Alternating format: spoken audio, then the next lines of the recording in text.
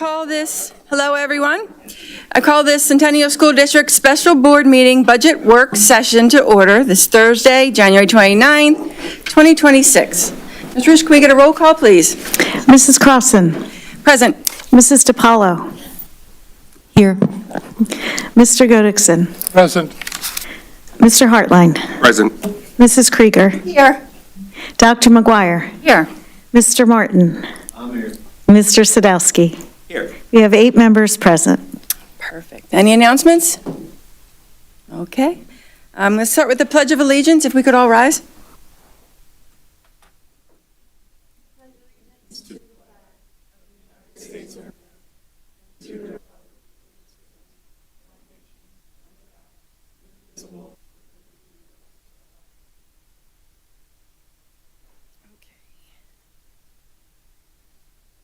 Okay. And the happy part of the evening, the administration of the oath of office. Eric Baranowski and Judge O'Neill, can you come up, please?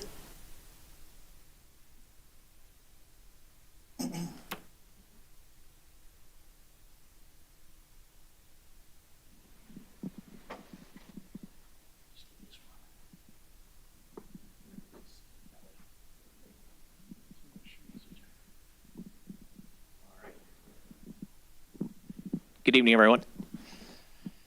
All right, Eric, repeat after me. I, Eric C. Baranowski, I, Eric C. Baranowski, do solemnly swear do solemnly swear that I will support, obey, and defend that I will support, obey, and defend the Constitution of the United States the Constitution of the United States and the Constitution of this Commonwealth, and the Constitution of this Commonwealth, and that I will discharge the duties and that I will discharge the duties of my office of my office with fidelity. with fidelity. Congratulations.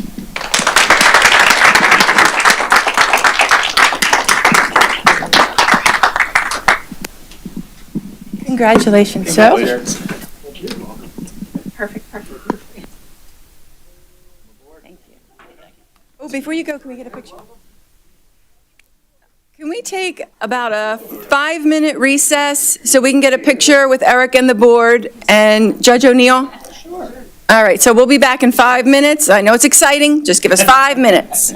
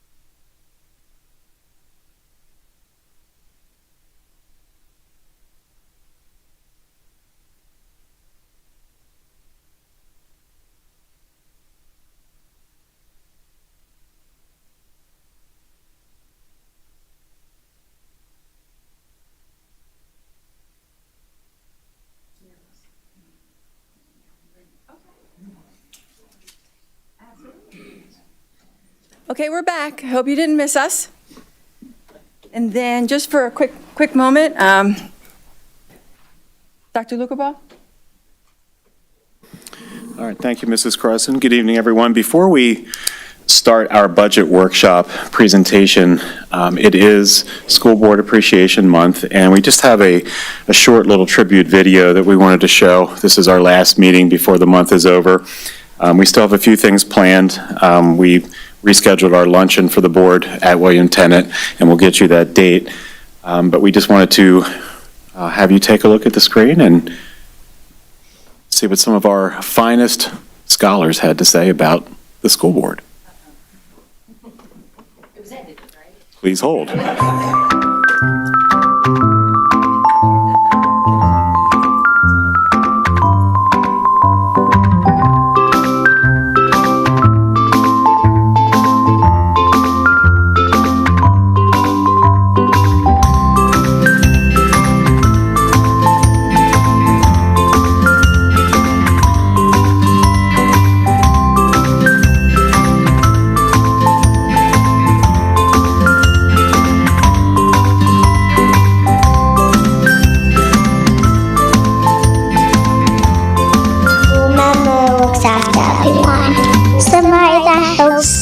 Somebody in the community. The school board member takes care of us. The school board member takes care of the students. He gets school supplies. Don't talk about the grants. The school members have to forget. Listen to the teachers, and that makes them happy. A school member doesn't say bad words. They say nice words. Everybody has to listen to the teachers.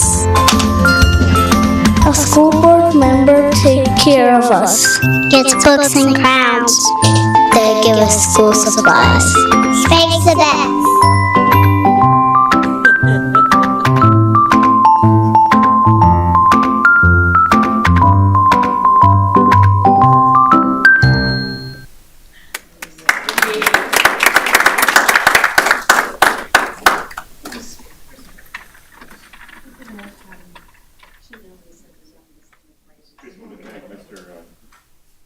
Thank Mr. Sanchez Peralta for going out and doing some of those interviews. And, you know, they're not wrong. They talked about supplies and the budget, and that's why we're here. So we'll use that as our segue into tonight. And no bad words. No bad words. Keep that to the inside voice. But we are excited to talk with you tonight. And tonight, just so everyone knows, tonight is not a night for decision-making, but tonight is really a night for dialogue. You know, we're going to walk you through tonight. Mr. Greenwood, in a moment, is going to talk about just how we navigate our current financial landscape, what we need to do as a district, because we are facing some very significant decisions and some very significant budget situations as a district. And this is an opportunity for us to work as a team, to work together, and decide how is it that we're going to go about solving this? What are we going to do to bring resolution to this issue and to use our resources and our collective desire to serve our students in our district and to bring this full circle? And tonight we're going to, we'll talk a little bit about some of the drivers of this issue and the strategies and solutions that we believe can bring us closer, and then some of the next steps. And so with that, I'd like to ask Mr. Greenwood to come forward, and he's going to walk through. If there are questions throughout, which I know there will be, certainly we can interject. Mr. Greenwood can certainly answer. I'm happy to answer any questions that you have as well. If we don't have the answers, we'll seek them and find them and deliver them to you. So, Mr. Greenwood? Oh, okay.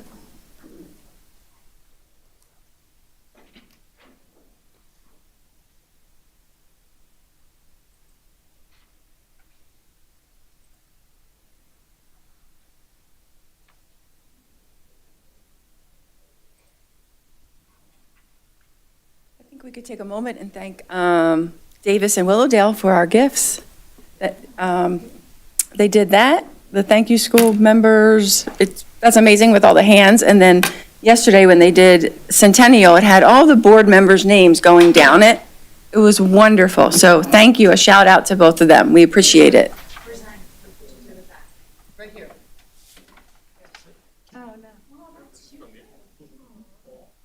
No, that one, Colleen, do you have? No, you don't have to get it. I just like. I think we're going to put it somewhere in here. I mean, it's so cute. So thank you very much. We appreciate it. I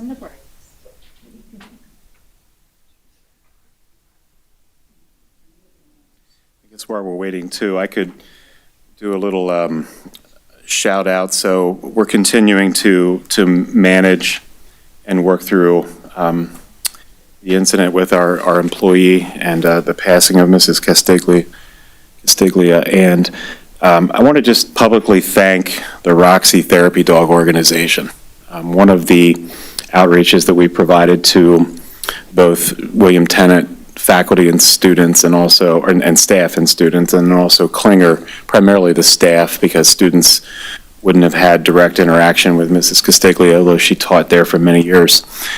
And being able to bring in that organization was an incredible blessing for the faculty and our students. And I just want to thank them for their generosity and willingness to come out. They'll be out again tomorrow, and it really made a huge difference, and the feedback was overwhelmingly positive, and just really appreciated their service to our community in a time of need. And my daughter mentioned that today, and she loved it, so. Yeah. Well done. So they're a great organization. Sorry, yeah, my daughter mentioned it too, but she said she wasn't sure if she could pet the dog, so I told her she could. They can. She wanted to. They are there to be petted, so.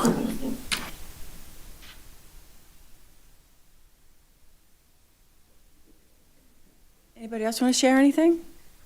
I will share too that my son's currently going to Bucks, and of the Centennial students at Bucks too, it is a conversation over there, and a lot of them are very saddened by what happened, that they have fond memories of her as well. So, you know, it is reaching out past our high school as well. Sorry about that.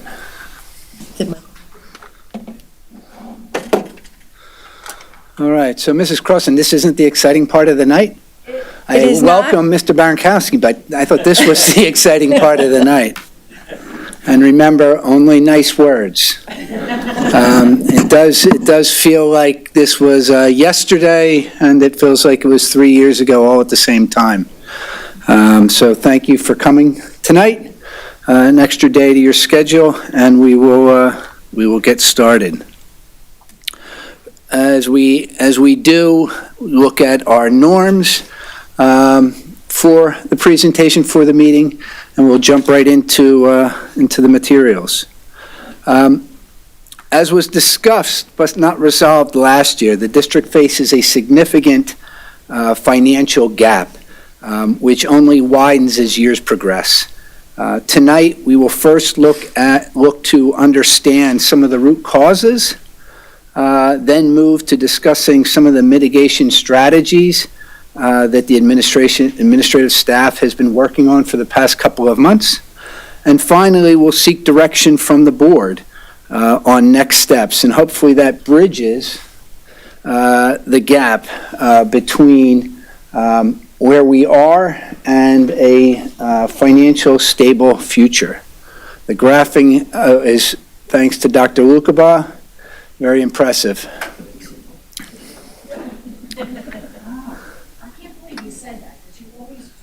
I've been matched. I've been beaten out, Dr. McGuire. I've been beaten out. You know, I'm left with a multi-side angle schedule graph thing. We'll see.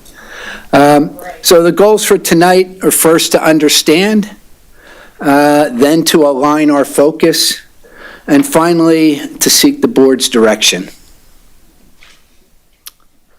As you may have seen on other presentations or on the comprehensive plan work that has been done, the reference to a compass in which true north is student-centered focus is in everything we do. And that certainly applies tonight and over the next 5 months as we dig into the budget. As you've seen, the budget process is complex. It is a challenge. It is fraught with mandates from the state and federal governments that lack financial support. It's a challenging process, but I think working together with open dialogue, I think we can continue to make progress. So let's get started.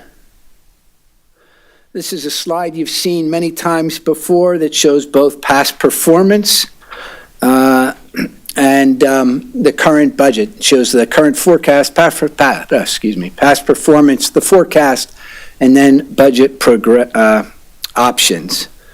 Tonight's will really focus on the surplus deficit line in the middle that looks at where we are, ranging from a deficit of $10 million to one of $4.1 million. Based on the tax assessment, this slide summarizes the projected deficit, with everything else being the same, with a 0% increase, the Act 1 increase of 3.5%, and based on the board's action on Tuesday, we've included a third option, which is utilizing the PDE exemption for special education. That would be added on top of the current Act 1 increase. And this can be done without a referendum. Oh, sorry, I missed a... Okay.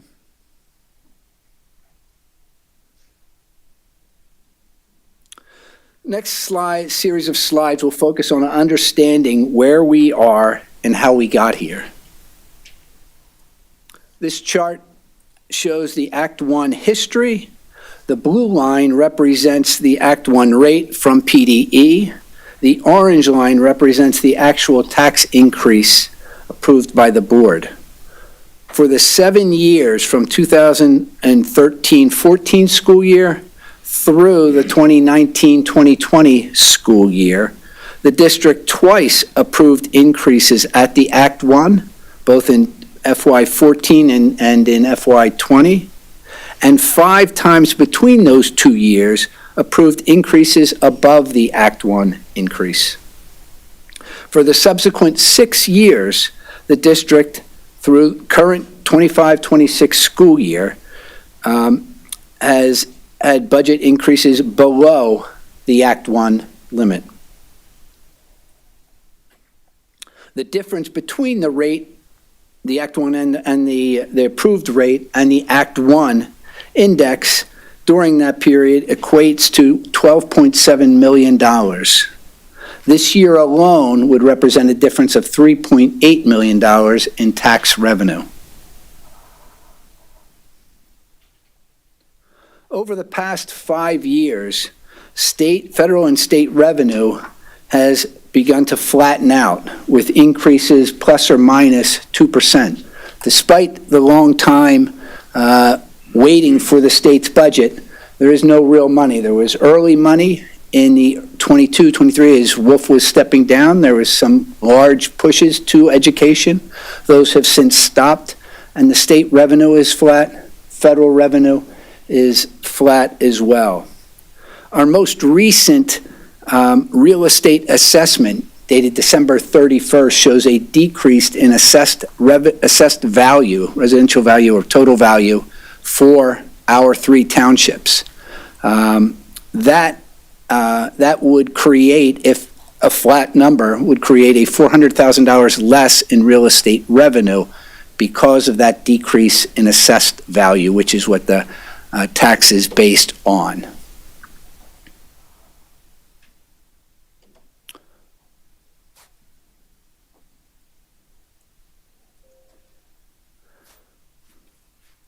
Sorry. So this chart then shows the difference between those two, right? This takes us from surpluses from 2022 through 2024, where revenue exceeds the column of expenses. In 2025, we are at a break even. There's $265,000 deficit. But in 2026, as we talked about last year, there's a significantly larger deficit that needs to be addressed. This slide just looks at revenue. It's fairly simple, shows the sources of revenue, local revenue, state revenue, federal revenue, with the local revenue certainly being the lion's share of our budget, as it is the lion's share of every district in Pennsylvania. This slide shows expenses, the allocation of expenses, first at the function level, which is instruction, support services, debt service, etc., as well as by object. And the object is a more aligned with what you would expect the expense to be, such as salaries, benefits, purchase services, supplies, property expenses, and so forth. And just the disbursement of that. 77% of those expenses on the object side are captured in salaries, benefits, and debt service. It doesn't leave a lot of additional expenses to manage too. So the next series of slides are going to focus on opportunities to begin to mitigate these increases. With a focus on continued high-quality outcomes, student outcomes, we have established 3 mitigation categories. First, personnel and staffing. Second, programs and services. And thirdly, financial strategies. You may recognize some of these from the discussions we had in December. So first, we will look at personnel and staffing. Again, with an overall goal of promoting student success, we want to look at ways to maximize efficiency through scheduling practices. This process began in early December as administrators began working with building administrators first at William Tennant and then more recently at Log and Klinger middle schools. The discussion started in advance of students beginning to prepare for their course selection and the process which is key to the scheduling process. Once the selection process is complete, we will examine the allocation of resources across the district in a manner that honors both the fidelity of educational delivery, instructional delivery, as well as maintaining financial efficiencies. Our 2026-2027 enrollment window has opened, and I believe we've now hosted 2 open houses for incoming families and students over the past month.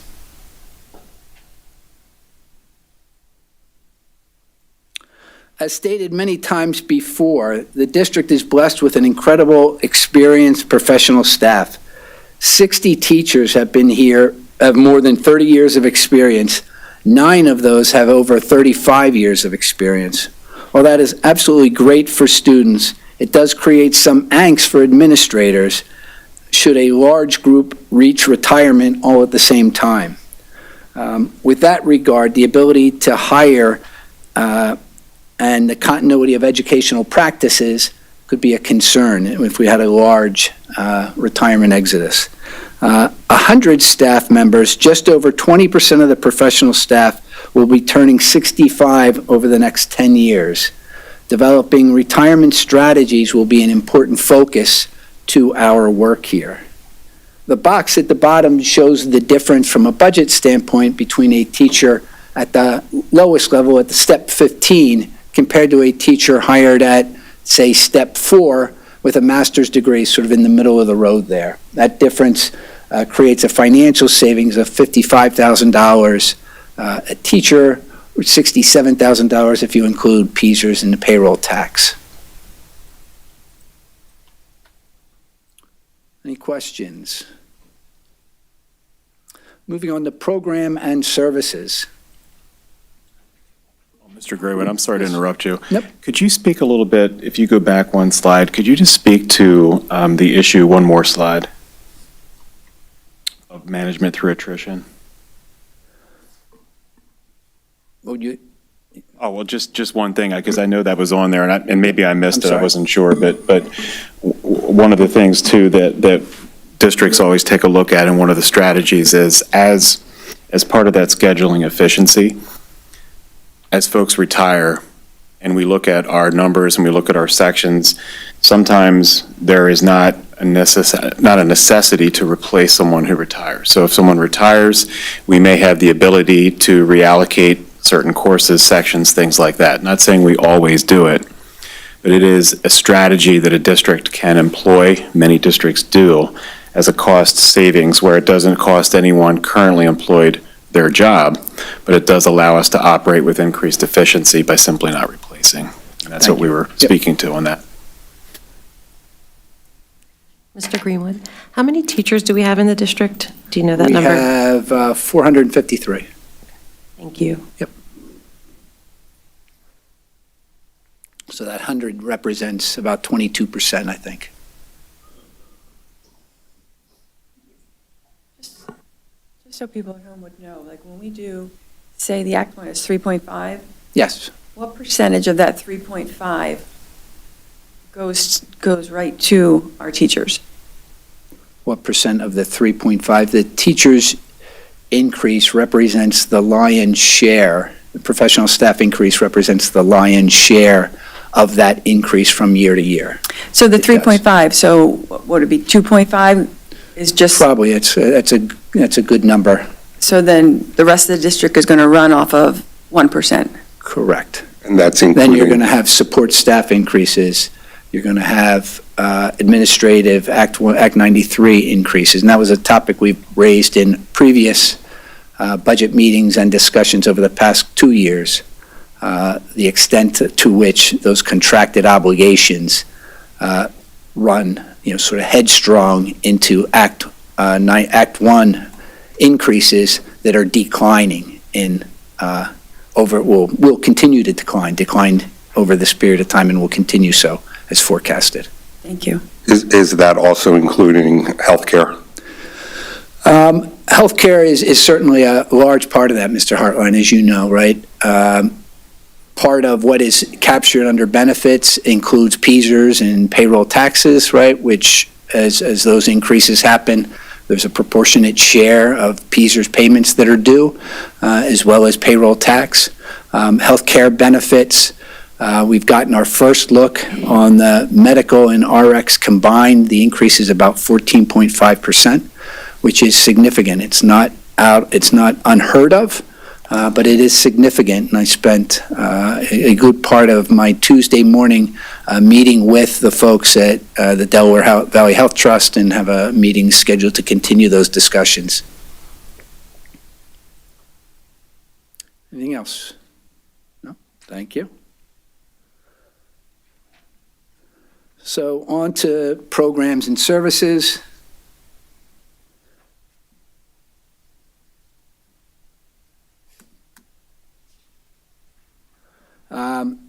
This area focuses on maintaining high-quality programming for all our students to ensure we are meeting the needs in the least restrictive environment.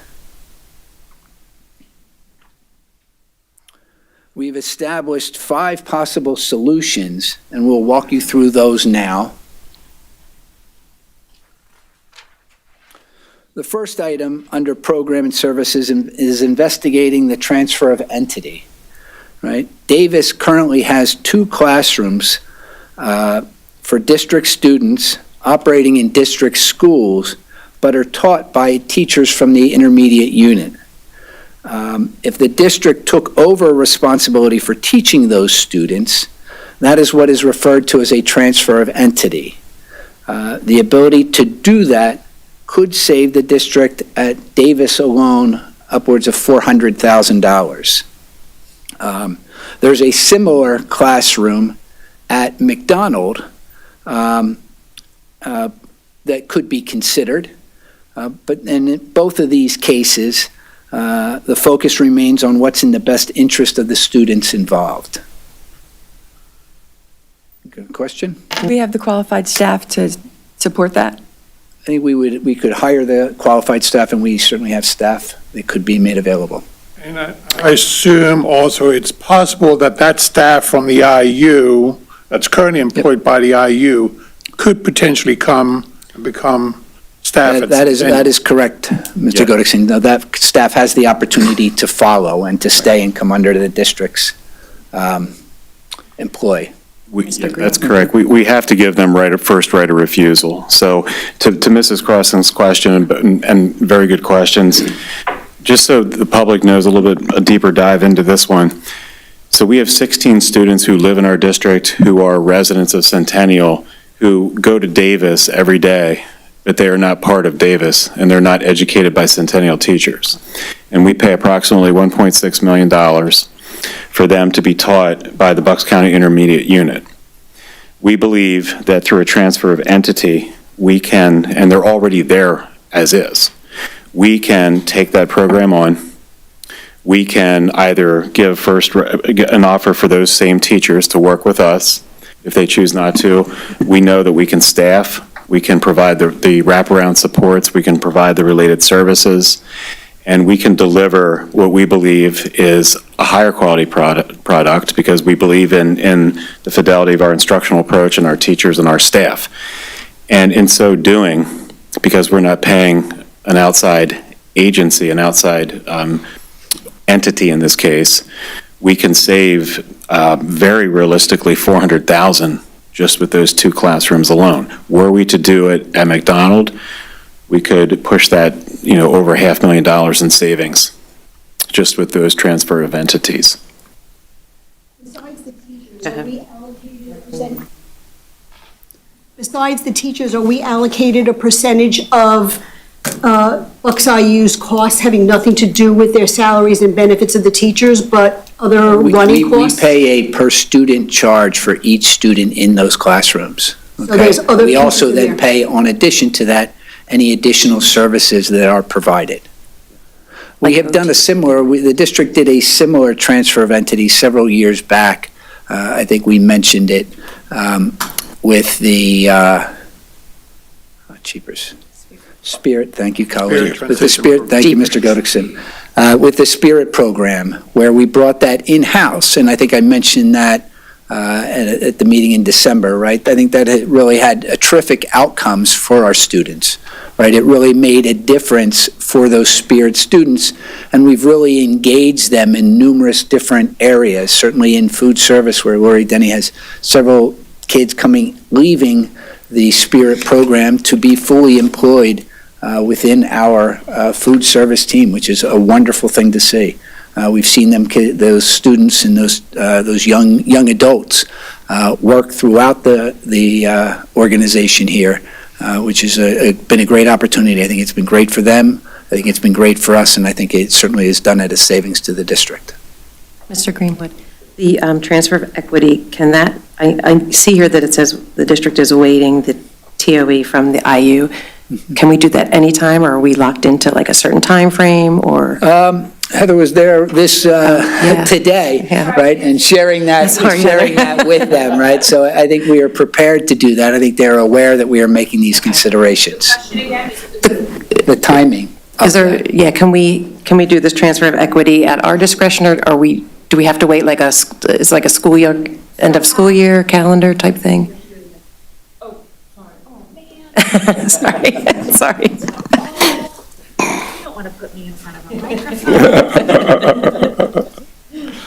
Hello. So the timing of this was really perfect because we sat with the IU today, which was not, so that you know, not in preparation for this meeting. Yes. It was actually on my calendar the day I showed up to work here. Good time.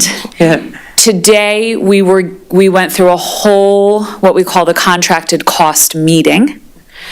And in that meeting, we do a couple things. We reconcile our costs for moving from the mid-year point to the end of the year to determine if we are going to be on target for what we thought we were going to spend for the 25-26 school year. Yep. That's the first part of the meeting. And that really involves determining if the list that the IU is presenting us with is equivalent to the list that we're keeping.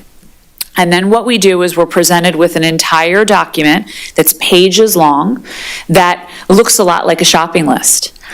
And so it will say the cost for this type of student per year. Now, the important thing to realize when you're given this cost is that the the tuition only includes the teachers. The tuition does not include everything else, as I like to say, is à la carte. So it's like going to the Capitol Grill. And everything is an additional cost. So any related service, if there's a PCA, a nurse, what have you, is an additional cost. We will have to present our final contracted costs to the IU by May 21st. The beauty of that is after our May 12th board meeting. So the timing actually is the way it worked out this year is really good. Because we now can really investigate, which this does take investigation on a lot of levels. We can now investigate and really determine what is best for our children and best for providing the services. We can then present it to the board. Of course, we'll be having a lot of conversations for May 12th, and then give our final contracted costs to the IU on the 21st. So it's beautiful in that way. Thank you. Yep. Thank you. All right. Thank you. The second potential savings lies in better analyzing our out-of-district placements. As Dr. Lucabaugh has shared many times over the past 7 months, no one is better prepared to teach our students than our teachers. So this area focuses on implementing processes and strategies and interventions to see how best to meet student needs in district classrooms.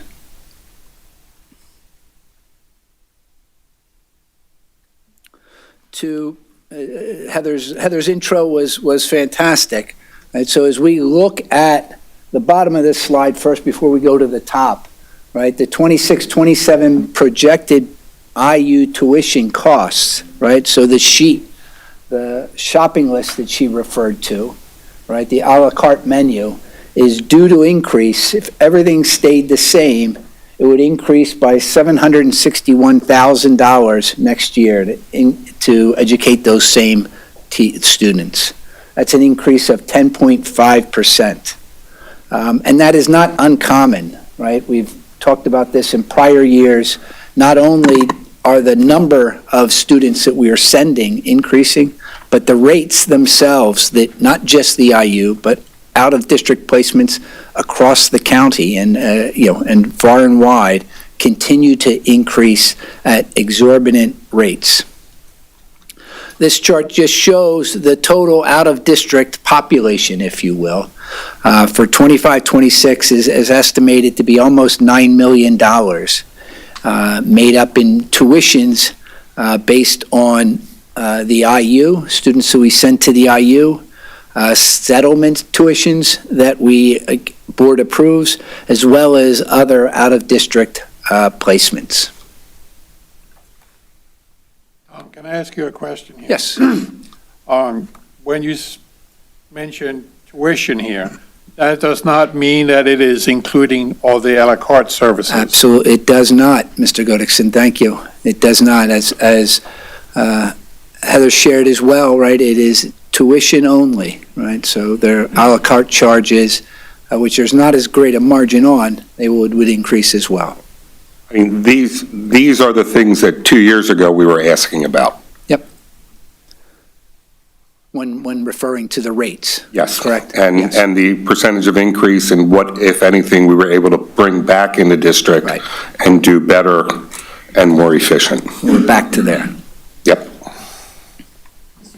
How much kickback from the community do you think there would be if we're trying to keep services within the district? Because I know this was brought up in May, and parents were some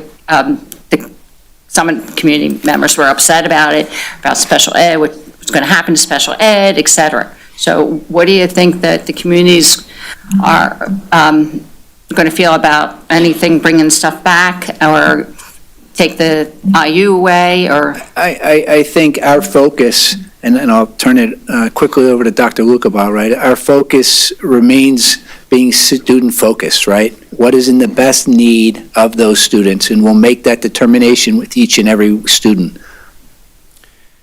The first thing that's really important to say, and I can't emphasize this enough, none of this is predetermined.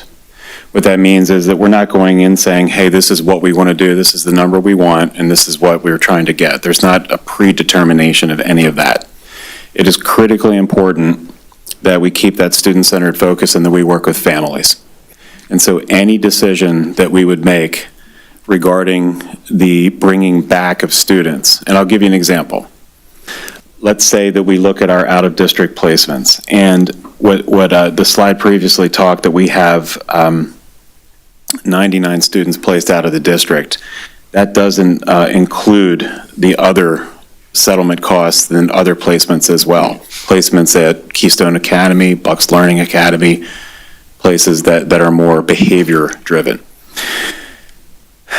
The cost that we pay per year, $9 million, is very exorbitant. There are times when an out-of-district placement is absolutely appropriate and may be the only way to best meet a child's needs. And we acknowledge that, and we would support that. But let's say, for example, we have a cohort of students who are placed out of district with a similar diagnosis or a need that we could identify as saying, wait a minute, we could bring back a class of, let's say, low-incident autistic support students. We could bring back 4 or 5 students that are placed out of district, sometimes at $150,000, $200,000 a person, a student. We could build over time, working with families too. Over time, we could build the curriculum, the staffing, the related services, the supports, and all of that integrated. And then we could develop a classroom and then bring those students back in and be educated by Centennial teachers who are highly trained, who are excellent, and who can deliver a continuum of services with fidelity to families and meet those needs. And those students don't have to get on a bus and travel 30, 40, 50 minutes to an alternative setting. They are able to take part in their school. They can be educated in their school with their friends. They can be included in other classes. They can take part in assemblies and in school culture things and actually be part of our community and educated by our community, and frankly, done well, because we have no oversight. When we place a student out of district, we don't have that day-to-day oversight. We don't have that ability to see the progression and the things. Sure, there are meetings, there are milestone meetings, benchmark meetings, but the day-to-day implementation is out of our control. And I surmise that Centennial can do it better than many of these out-of-district placements. And if we look to do that, and if we have that mindset, and we work with our families, and we educate our families, that is the most critical piece, that none of this is done to someone, it's done with them. And if we do it that way, with respect and dignity and integrity and communication and clear lines and thoughtful programming, I think the pushback would be minimal because we have done it the right way. Of course, we would make sure we have our families, our parental consent on board with us. We wouldn't just do something that the parents are not happy with. Absolutely. 100%. And I think this is a long. You can't keep 100% of the people happy. Right. This works out, by my calculation, $91,000 a student. That seems a little excessive. And if that was in the best interest of the community in general, including the taxpayers, that has to be taken into consideration as well. And they can debate which is better between whomever. As long as a good education, shouldn't matter where. But we do have to make sure our families are on board. What percentage of the 99 do you want on board? 100%? Well, no one's going to know their child. Never happened. No one's going to know the child more than mom and dad or their caregivers. There are things that the IU does exceptionally well. I mean, having been on their board for 8 years, okay, there are students that have specific needs that the IU has developed programs around, special rooms for, safety measures, those things. So yeah, all 99 would never come back in. It's just not realistic. There are certain things that we as a district could not provide the services to the quality that needs to be for those individuals. I can go back a few years ago. I mean, we had a school in Langhorne at the time that the work they were doing with children that had brainstem injuries and those types of things was just incredible. Obviously, those students are ones that we are not equipped to deal with. But the ability, I mean, you weigh equal education with the opportunity for these students to be with their friends at lunch, to be in cohorts with them during assemblies and the mental stuff. And yeah, there are going to be some parents that are going to be resistant to change, but a number of years ago, in a previous board, we made a decision to keep all of an autistic support group from 6th grade through 12th grade together, regardless of the cost to the district, because it was what was best for the students. And the parents were very, very receptive of that and very happy that we had made that determination. And to your It's also point, Dr. Lucabaugh, I'm sorry, I was going to make the point, sorry, Tony, the oversight piece. So let's say you put a kiddo in a emotional support classroom out of district when he was in kindergarten. Kids now in middle school might be doing just fine and doesn't need that out of district placement. Like what you were saying, Dr. Luke, about the oversight, just putting eyes on the kid on a day-to-day is worthwhile, I think, and understanding how they're doing overall. Right. And to have ownership and autonomy over the programming as a district. And I will tell you, some of the most impressive things you'll see is our special education teachers, and especially in our low incident autistic support, our MDS classrooms, and the job they do is further proof. And I would encourage, if anyone would ever be interested on the board in visiting a classroom, to see the professionalism and the care and what they do here, I think reinforces the point that our teachers can do it better. The goal, though, Mr. Martin, would not be to bring back all 99. It would be to be very selective. We couldn't do I it. never said to bring back. Okay. But What I said was you're not going to get every parent to agree that that is the appropriate thing. correct, and correct. And we wouldn't approach it trying to get them to agree. We would simply say, what if I told you that we could educate your son at Davis? And we could have a classroom with 4 other students, and we would have everything we needed, and he could take the bus 6 minutes and not 45. And that's how you approach it. And a lot of it has to do with how you said it, just to think about not just the community, but you're right, parents know their kids. And you said that should go out just to bring everybody to the table and include that. Yeah, it's an IEP team decision. I mean, they come together around that plan and that document, and they collaboratively make that decision. We would never, ever approach that outside of that parental consent and involvement. Can I ask another question thank you, by the way, about the settlements? We voted about a couple settlements the other day, educational settlements. And where is it that is the word failing, that we have to offer settlements for a couple of years, or what's happening? So that's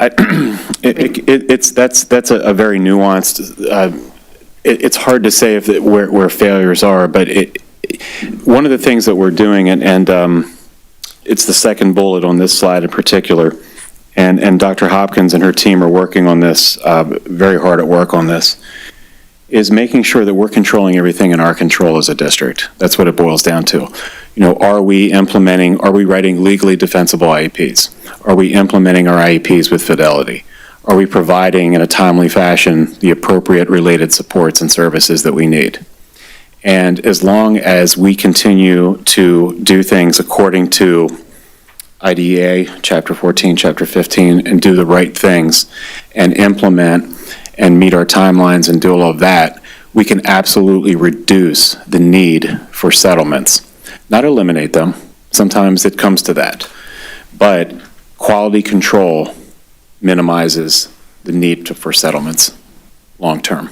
And I believe, too, that we have done several in-services regarding this. We are, and we continue to do it. We continue to do it. It's all about education, and our teachers are excellent. They're always willing to learn and revisit, and we're strengthening that aspect of our programming. Yes, I was a fly on the wall during one of them, so, yeah. I think it's also important that this is a longer-range plan, too, right? This doesn't happen overnight, as Dr. Luca shared in the very beginning, right? We have to develop the team, the staff, make sure that they're trained, make sure they're prepared for those changes. Any other questions?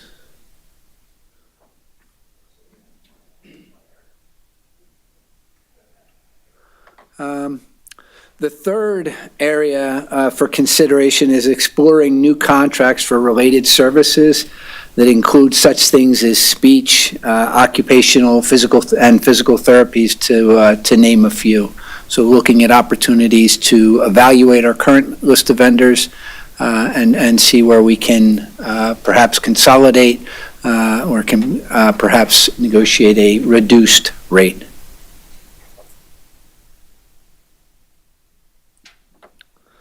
The fourth area is a focus on budget projections that align with identified needs. In 23-24, we overspent when compared to the budget at a particular placement. But then in 24-25, we overcorrected and created an undue burden on our budget. You may recall, middle of last year, I think with the Finance Committee and Mr. Hartline, we began counting every month. We would look at the number of students that were placed and the number budgeted, right? And that allowed us to very closely target and track where we would be at the end of the year relative to that budget, and it helped us maintain our projections for that year as we went through the year. So similarly, I think those are ideas that we continue to work on and continue to work with Dr. Hopkins and the team to more narrowly bring that budget process together. This slide just shows the differences. You can see in 23-24, actuals exceed the budget. 24-25, the budget exceeds the actuals. And then 25-26 is year-to-date is where we're at. So we are tracking behind the budget. Sometimes those are true savings. Sometimes their expenses are found elsewhere. Students are being taught here, and those assumptions change. And we are no longer in the lag period with the IU. Everything now has been trued up, and we are... We 100%, right? So we made that decision, I think, within the Finance Committee, and we caught up 23-24. We paid that last year. We did not roll into the contract, and we squared up with 24-25, which now, going forward, all schools are doing that. Wonderful. Mr. Greenwood? Yes. Did the lack of receiving our budget for as many months as we did this year contribute to us? The timing of our school district budget? Yeah. No, for what we received from the state, yeah. As we did, right, we're not afforded the option to not do our budget, right? I know, So, right. While we had to wait for the state and we had to wait for the money, that was all sort of a drag, but doesn't actually impact once Okay. we get going. Thank you. It's kind of a wash between investment income and what we got in a minor raise. So we lost investment income, I remember you talking about and that. then Yeah. what we got in the increase in our budget Made up for that made up for the lost investment income. completely? Kind of. It's a push. It's a push. Okay. But if we had gotten our budget on On time. time, we'd be a couple $100,000 more ahead of the ballgame. Gotcha. And that's why I asked, because I remember you talking about that earlier in the year. Thank you. It did cost us. Yes, I think dollars and cents. Dollars and cents, and you have to, I mean, it's, Delay in the Bucks freeze. County in general is an affluent area. So our increases are not going to be as great as they are going to be in areas that are considered to be of higher need. Thank you. There were some districts, Morrisville, right, that had to go out and borrow money to keep the Yes. lights on, right? Yep. Those districts really took it on the chin. Thank you. Question, have we received for students that have come into our district from outside, Are we up to date on getting the money from the We districts they came continue to from? do that. Yep, we continue to work through that process. We continue to mail out the invoices. We continue to look at that. We're looking at that on a monthly basis now, and looking to invoice on a quarterly basis for those services. So students who live outside of our district And receive but are placements here. educated inside of our district, we are. I think the number currently is around $200,000, $225,000. I think we are anticipating in the budget $500,000 this year as well as next year. And that includes also coming from their portion from the state as well as from the district? It includes a charge, sort of like an outplacement. So we are charging the school that they're coming from for their education as a rate, as well as transportation or any other additional costs that we incur.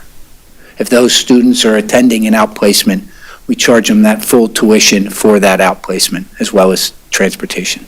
And Karen, are you asking, does that home district get their funds from this? Is that what you're asking? I just want to make sure the way we're trying to go out after The the money that's due to us, Yeah. I just want to make sure that that's up to date and happening. Yeah, that is. In process. Mrs. Krieger, that is a protocol that we have put in place where we are very tight now on that. We are not going to allow any of that money to sit out there unclaimed. So to students who are placed within district, who attend, let's say, someone attends a district in Lancaster or anywhere in the state, Pittsburgh, and they happen to be here. We use that process, that 1306, the 1405 process, to make sure that we are recouping that tuition money, and that has been tightened. Do we have a dollar amount that we've brought in from that? I'll report on it tomorrow. In the weekly update, I'll include that. Thank you. How successful have we been in recuperating the last 2 years worth of funding? Not as successful as we are right now. Okay.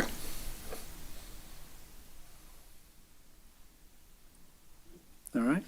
Thank you. The last focus area within this group is better analyzing pre-purchased out-of-district slots. So schools can pre-purchase seats at an out-of-district placement at a discounted rate, which is wonderful, unless we don't end up using that seat. So if we buy it and we don't use it, we haven't saved any money. We've in fact probably lost money.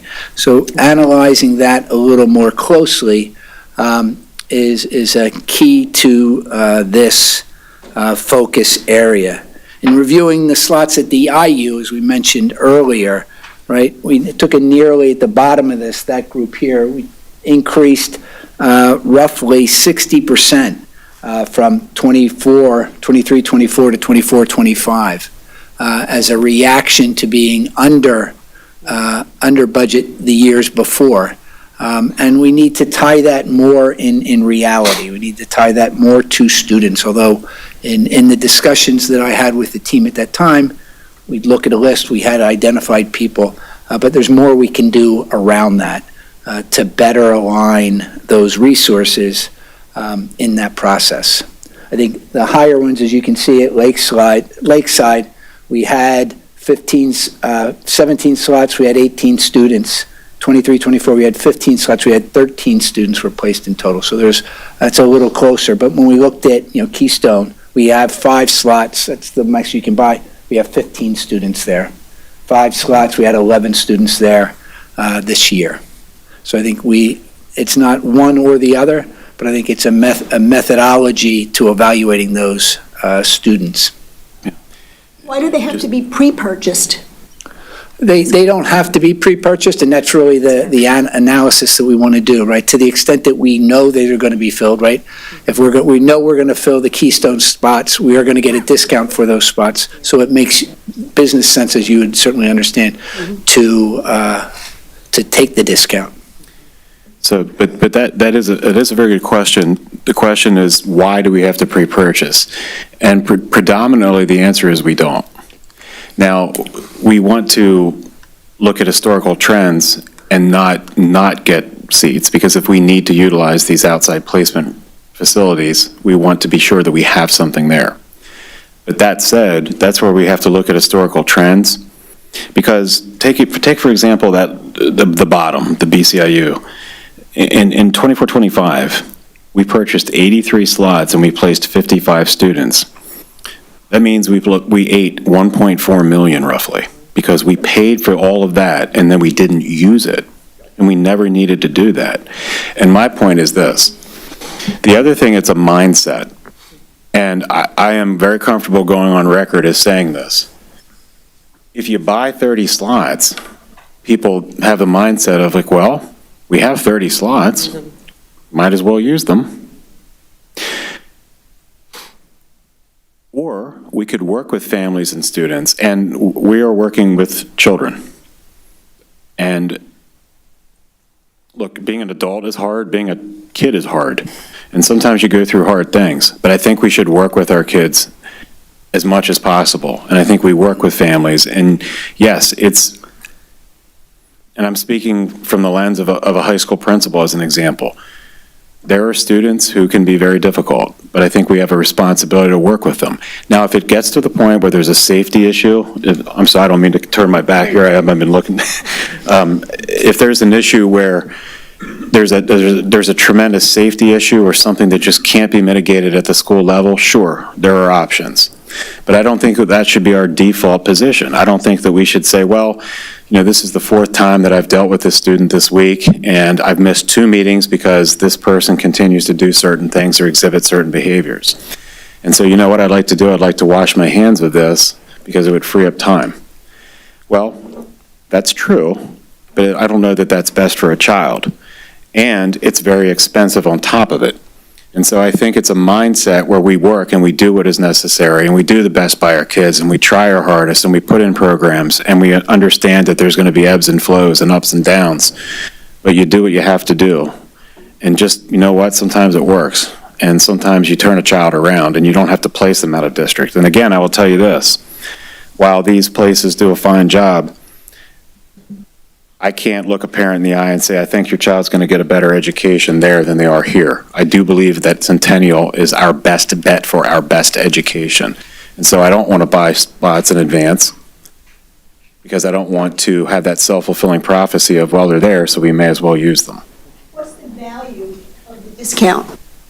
Probably 10, 15%. Like if we bundled them, maybe they take 10% off. I'd have to look into that. What would happen if you find out on August 15th, you have another student? Does that mean, at what point do you pre-buy versus you get somebody towards the beginning of the school year? Yeah.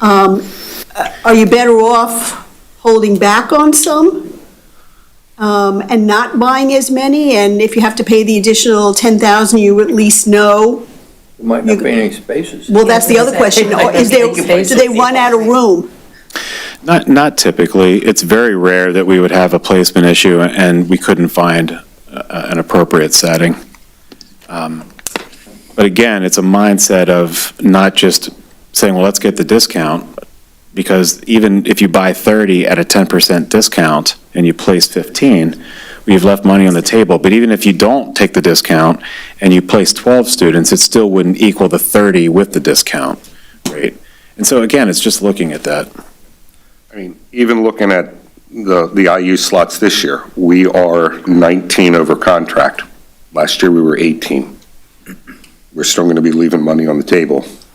Yeah. And, fortunately, the number seems to be tracking down, but still a significant amount of money. Yes.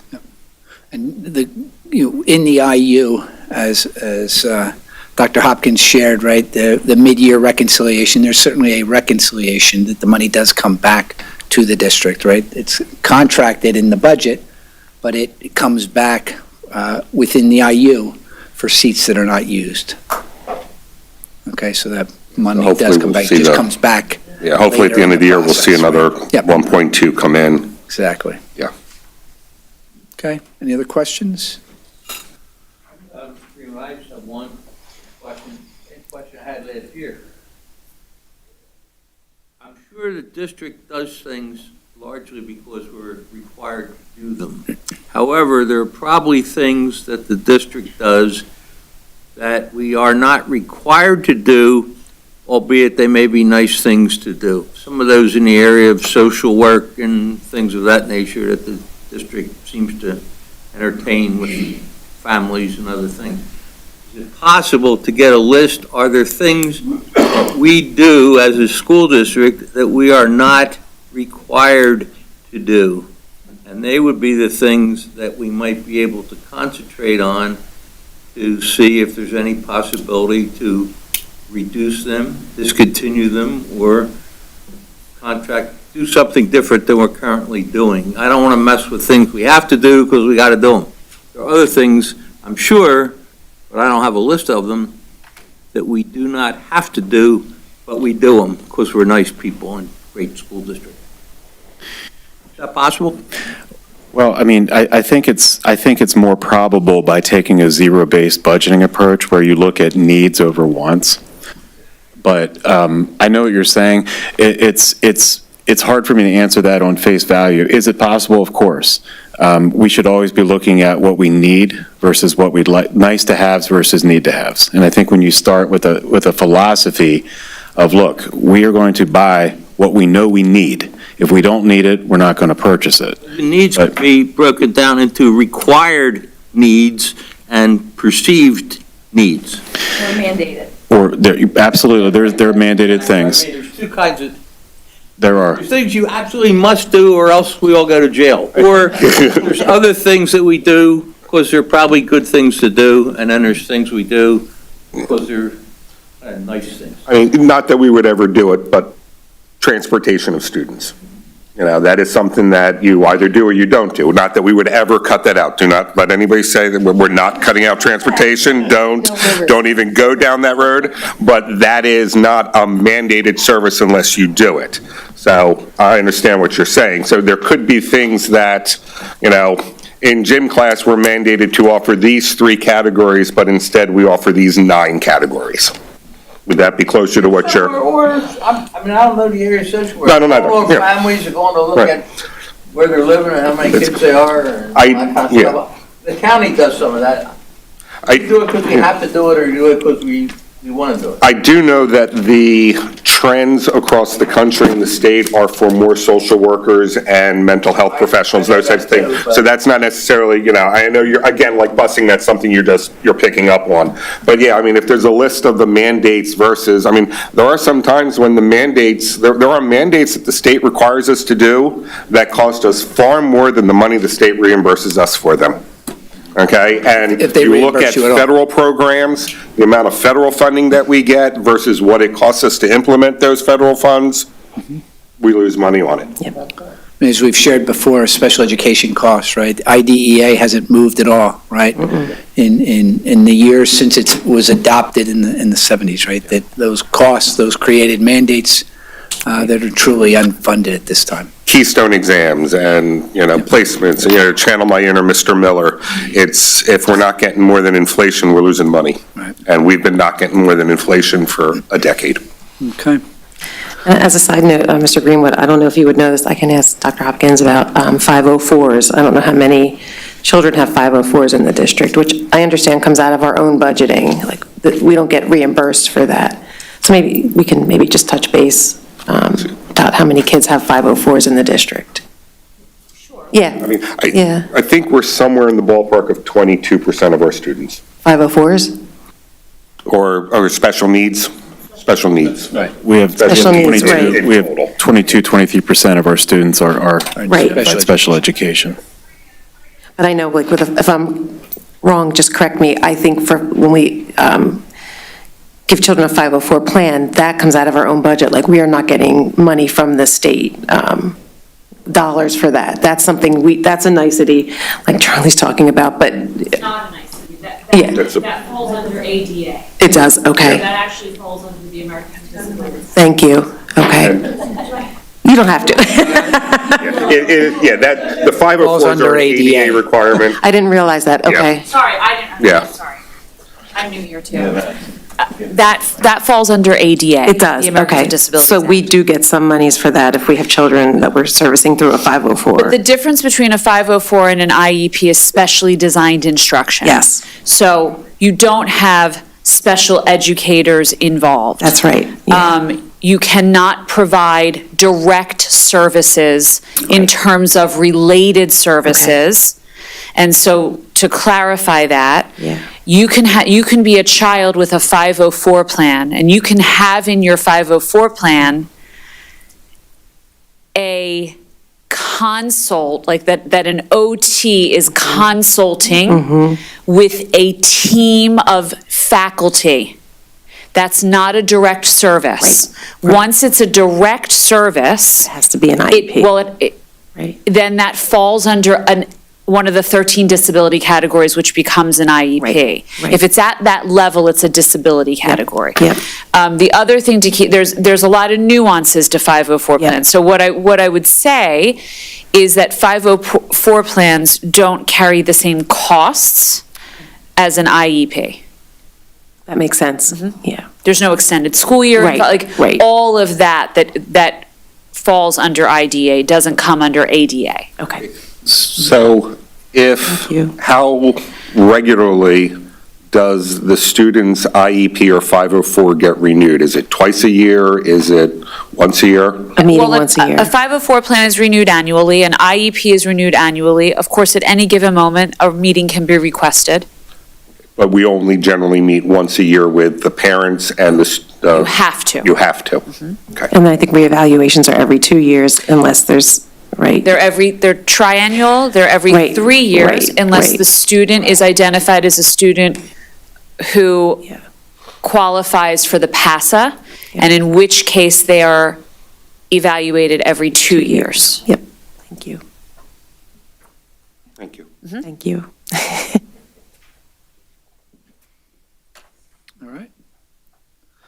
All right, moving right along. The final section is financial strategies. And I'd first like to recognize Mrs. Krieger for the insights she has shared over the past couple of months and the time that she has committed to this endeavor. It has been really fantastic. And I think I personally greatly appreciate your insights shared. Looking at these options as we move forward, starting with zero-based budgeting, coming up, starting at zero and building on top of that, I think Mr. Martin will uncover potential areas to your earlier question. Leveraging grants and other potential sources of revenue, whether that's through advertising, through use of the planetarium, things like vendor analysis that Mrs. Krieger has been working on definitely, right? Understanding where those costs are, how they are related across the district, and what opportunities we can put in place for savings for that. And lastly, our continued work to reduce overtime. I think we have significantly reduced overtime within transportation now that we are working with sort of a full staff, which has been really wonderful. It's really changed the dynamic of the transportation center, where bus drivers aren't working sort of multiple loops. We are getting additional, I think as we've reported on the weekly report, we've added 2 runs to that, which has reduced the travel time for 2 bus loads of students, and really the pickup times between the private schools and our schools. So it's really been a positive outcome. And that, my friends, brings us to the final chapter. And our final step in determining our path forward as we look to you to provide direction in determining that path forward. So we have the next steps that include areas of consensus, things that we will collectively agree on. Any questions that remain, we can maybe get those out of the way first. and then a discussion on future meetings. I'm sure that we'll continue the dialogue and continue the process. Yes? I have a question with regard to grants. I don't know how it necessarily works, but, I mean, I'm a user of Foundation Directory for grants, and the ones for education are very, very specific. Yep. Does that mean we have staff here who specifically look and know, I'm looking for a grant specifically to a kind of special ed? How can we leverage what's in Foundation Directory? I think we've got to further explore that. I know you shared that with us last month. I think we've got to try to get our heads around that and a plan around that as well, right? We've reached out looking at potentially finding an outsourced provider who can do grant writing, which may be another tool that if we can find someone who can, we can move grants to, they could quickly assess them, may be a part of that program as well. I mean, I did a search specifically on Pennsylvania and on Bucks County, and there are a considerable number of grants, and a lot of them are renewable annually. So I just think it's potentially an opportunity to get revenue coming in. Sure, it's a good resource. What is the Foundation Directory? Can you just explain? It is filled with corporations, private institutions, trusts, family foundations. Like I'm working with one called the Pincus Family Foundation, and they provide music education, which is what our nonprofit is about, which is how I got to use it. It does cost money to belong, but Doylestown Library has free access into that. And I got the lead from somebody who was doing grants for Brooklyn College in New York City, and she said it is the place to find them. And they don't award grants, you just. Yeah, you have to file the forms, and a lot of them are renewable year after year. We don't have any team member assigned to finding these grants? We do not by themselves, we do not, right? We have handled grants internally over the years, right? And we've really looking at the larger grants, PCCD grants and the like. But I think as we look towards that, using something like the Foundation Directory and see what can be brought out of that would be a good resource. We don't have that, that person doesn't exist today. Mrs. Crossan, I wonder if other districts have grant writers, on staff. We could always ask around. Poach them. We could poach them. We could do that too. We could ask around. In the past, the IU used to provide the service. Yes. Yeah. You can use your legislator, because we just got the grant from Brian Monroe's Monroe. office, and so they have somebody obviously who knows how to do it. So what, They're a little different. yeah, but they have somebody who applies for grants or knows how to write for grants, or could be, and it could, teach somebody how to do it. There you go, Christy. There's another volunteer position for you. Okay. I'll volunteer.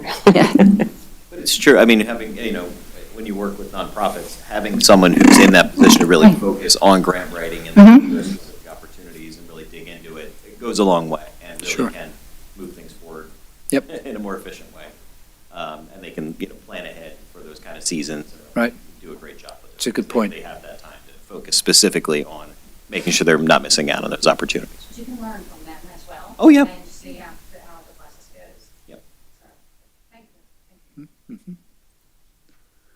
Any other questions, any areas of consensus as we looked at those slides? I have another question with regard to our debt. Yes. What rate is our debt financed at? It is varying. The rates that we have vary.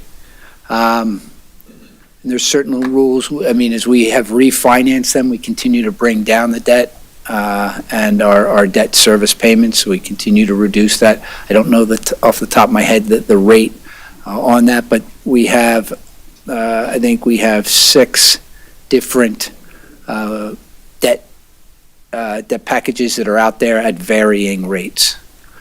There's times that allow us to refinance and reevaluate those, which we stay in tune with in order to maximize those opportunities.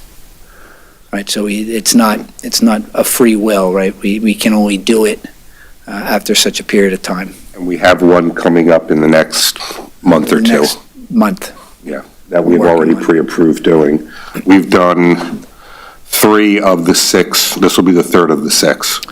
Correct. And I think actually too, our debt service was 9.5%, and now we have it down to 7 and some change. I think the initial ones, I think have been significantly reduced, right? This last one is fairly small in terms of the amount. Yeah, the last one we did, we got 2 and some change was our. We've had savings that exceeded $4 million. Yeah, we went from 5 1/4 or whatever it was down to 2 and I think 7/8 or 5/8, and was a significant savings. You're limited to what you can and cannot do, obviously, but we are continuing to both pay off the debt, and then as we refinance it as well, the percentage of our budget for our debt service is continuing to drop. Keeping in mind, though, that we need to start, the schools now are 15 years old. We're pushing 15 years old. The maintenance on them is starting to go up, so we're going to have to start looking at how we're going to be able to maintain them. Our maintenance staffs do an incredible job to begin with, but it's just more pressure on them. I have another question about the, I went through the administrator's compensation plan, and my question is about assistant principals.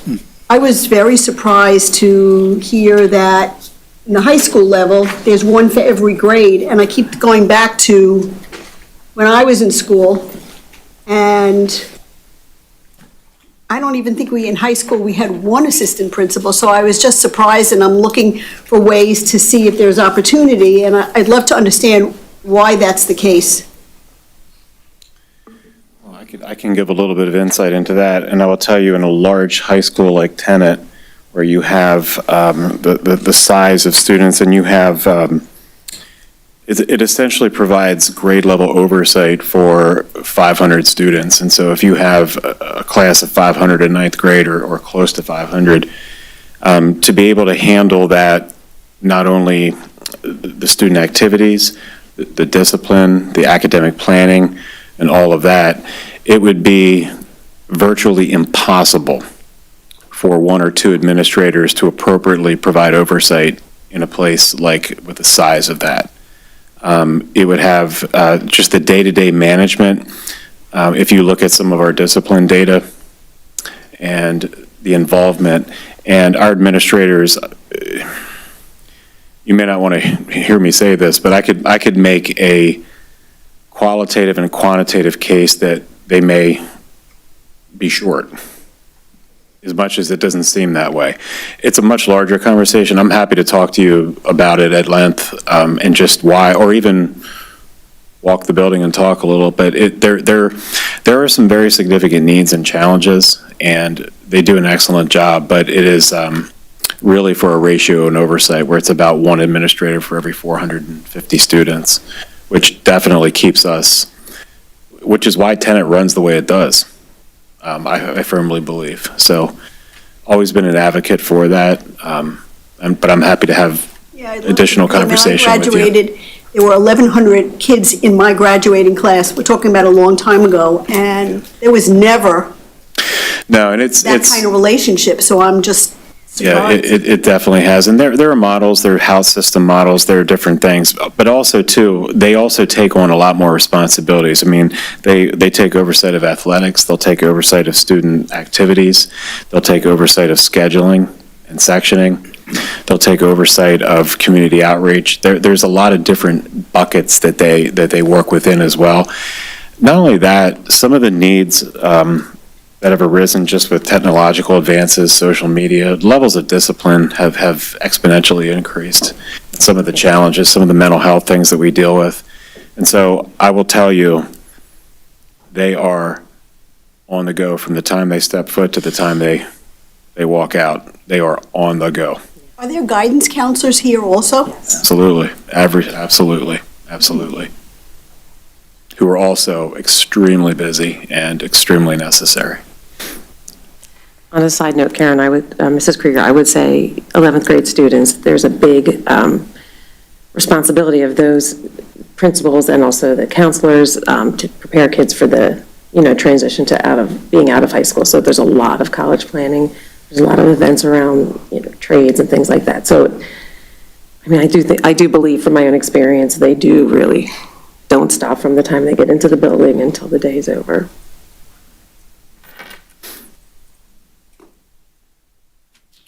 Okay. Any other thoughts, any other areas based on what we had shared? So sort of just jump back to sort of refresh the conversation, the three categories. Are there any other feelings, thoughts of things that we should be more focused on, less focused on, areas that we collectively agree on?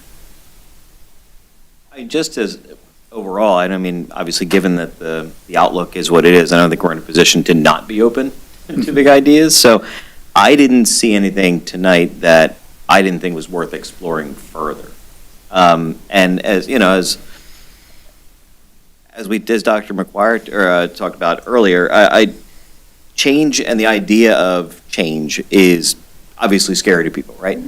And looking at a budget as it's currently projected, I don't think we have the luxury, like I said, of ignoring potential solutions to help the district avoid a catastrophe financially going forward. So that being said, none of the things that we talked about tonight would be sprung on anybody overnight. Everything here would be approached with a lot of thought and care and communication. So I didn't see anything that stood out to me as particularly scary and we should avoid it, but. I'm going to be honest with you. Of the 2, 4, 6, 8, 9, 10, 11 items up there, we have discussed 10 of them every year for the last 2 years, and there has been no movement on them. So none of these are going to come as a surprise to the community. No. We have been discussing this now for 2 years, and there's been no movement on it.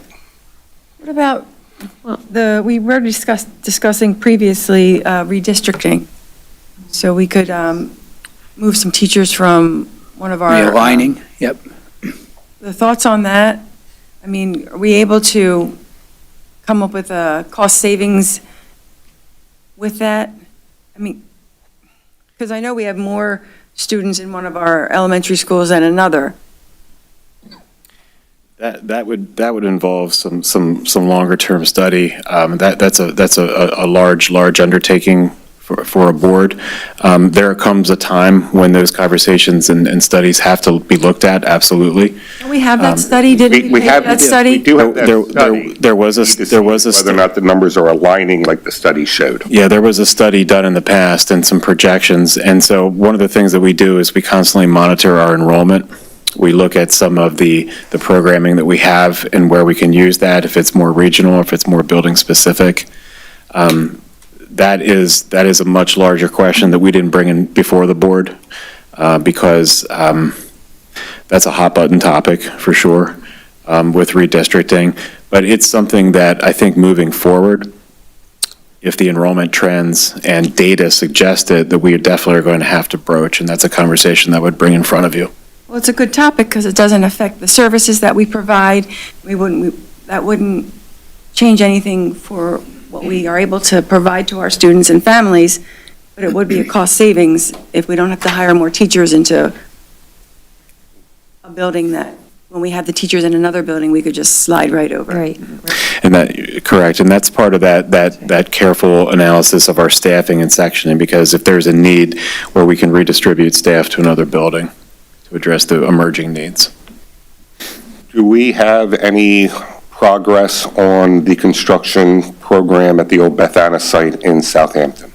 Because that was a 55-plus community. I do not. With 100 or so units going in that would not add to our student base, but would add to our tax base. Have you seen the site? No, I have not. That's why I'm asking. I've not been by it recently. It's pretty empty right now. It's all raised, everything, and they're moving all the dirt around and stuff, but I don't think they haven't started building. So we're probably a full year away from. Well, it depends how fast they go, right, but didn't, what's that, across from the golf place? Major construction Isn't that sold going on. too? They were supposed to put homes or something, it's a, There's one on Bristol Road that's going in. Maple and, Street Road, right? It's still left from Dairy Queen. Wasn't that, it was a farm or something? Oh, I don't know. Wasn't that sold? They were Yeah. supposed to place? I think that's on hold, then. It's on that Okay. side. Hopefully. How large of a piece of property is that? Is it substantial? It's Is it? huge, huge. Yeah. I mean, we are to the point where we are almost grown out in our municipalities. So. Okay. I think that's when we had that survey done, I think that's what we heard, right? It was pocket communities at best. Thank you. So, Mr. Greenwood, question, when looking at programs and services out of district placements, I know, Dr. Lugabaugh, when you first started, you had mentioned about recouping some costs from children that were serviced in our district that lived in other districts. And then the out-of-district placements is, and the board can answer this, I haven't been on the board that long. Is this the first time we're looking at that a little bit more, or have we always looked at that as No. being an option? I've been asking about that since I've been back on the board, About, about that specific funding and whether or not we have been recuperating that funding or not. And now we're going after and I it. was going to ask you, and has the answer been Conversation no? had stalled and, right? And then brought up again and then stalled because there was more activity and other things going on.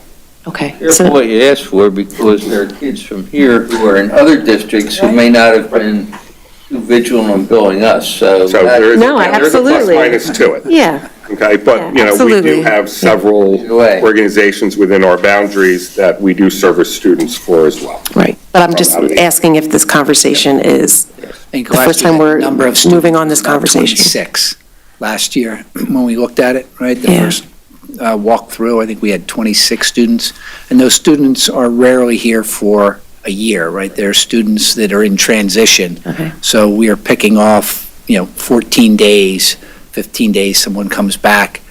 They could be here, they could leave, they could come back. Okay. So it's a very intensive effort for that- to literally follow that track trail, right? Yeah. Days for use, but something that we are working very hard to maintain and keep up with. Thank you. I know that you had on the list doing RFPs for specific vendors. Thanks to you, gave me that report, and right now, in that $26 million, we are using 492 vendors. And there are specific lines that I really think we need to think about leveraging our buying power and coming up with a preferred list of vendors to see what we can do. As an example, for general supplies, we have 239 vendors. On repairs and maintenance, we've got 62 vendors. It would seem to me that if we sat down and understood the services we need, we should be able to consolidate them and leverage our buying power and probably get better pricing. Yep, that's a terrific idea.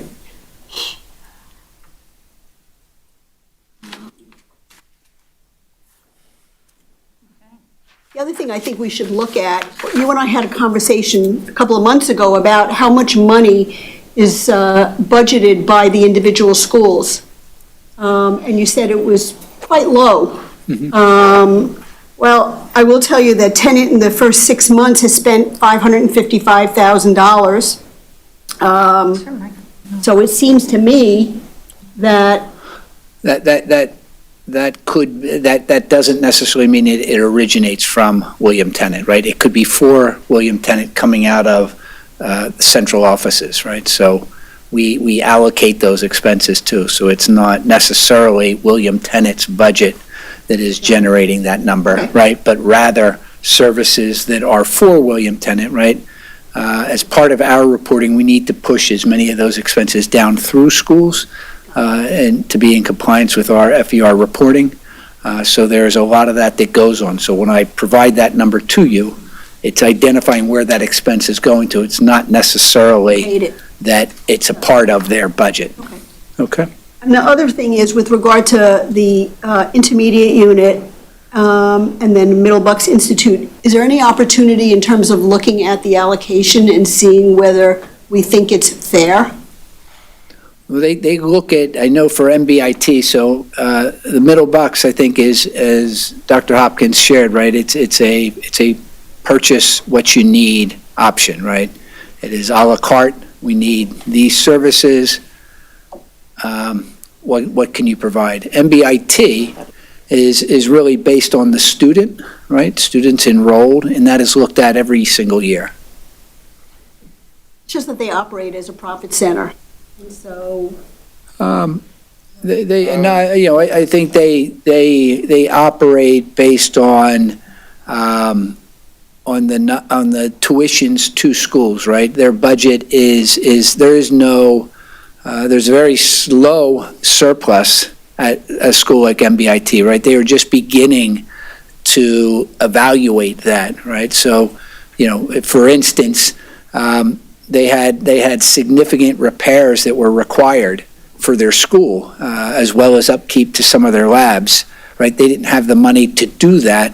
They come out and reach to the schools. They weren't able to create a surplus of funds. So I think it is a little different than perhaps the IU model. Neither of them, are taxed directly, and both of them are funded by the sending schools and/or the county. So, actually, I was at a meeting last Friday at MBIT. They really do not have a fund balance. They pretty much go dollar to dollar. The 4 sending districts, X number of students, you kind of divide it up, and that's the expenditures. Their business office has 2 people in it. what is their average cost per student? I don't know off the top of my head. That I Ours was like can't. $22,000. Is it a lot more expensive to send a student? No, I think it's actually less. I think it's actually less, keeping in mind too, though, that they're going half-day. So there's 2 sessions in there. There is legislation that was introduced last week to essentially make, and this is really watering it down, but essentially to make the career and technical institutes basically mini school districts with taxing authority. And that's really very simple. I only read the front page of the bill. I have not read the whole bill yet. But it is looking at a significant change in it, keeping in mind that, so for like MBIT, they have 32 welding spots. They could probably easily fill 60. They don't have the space for it, and they don't have the money to expand. Where if they wanted to build a new wing, and the wing costs $10 million to build, there are 4 sending districts. Each sending district would have to cough up, pay for their percentage of that build. And I don't really think there's a tolerance for the sending districts to be able to do that. When you look at Central Bucks, who is looking at a almost 8% increase in their budget, or a tax increase, Council Rock is doing similar. New Hope Silbury, I'm not sure about. So, the tolerance from the sending school districts, I really don't think is there to do that, despite the fact that the need is there. I mean, it's to talk to their executive director and the stuff that they are accomplishing with what they have. I mean, we're talking national and international recognition for this program at Middle Bucks. Certainly, there could be some economies of scale. We have 3 career and technical, trade schools in Bucks County. Could there be some, but that would have to be a completely different conversation for them. That's not one for us to have. All right. Would you like a motion to adjourn? Didn't finish. I haven't been back to my house since 7 this morning. All right. Man, go home. We don't have any community comments. Thank you, Mr. Greenwood. Thank you very much. Thank you, Mr. Greenwood, thank you. Any more board discussion? I just have one thing, since you were talking about caseloads or whatever, I just want to put a plug out for school nurses. Their caseload is state law, 1 nurse per 1,500 students. So I thank the Centennial for having several nurses in schools, but 1 nurse and 1,500 students. Wow. So, And they're giving Any more communications? they're doing everything, yes. Yep, thank you. No more communications? Can I get a motion to adjourn? We got it. Have a good evening.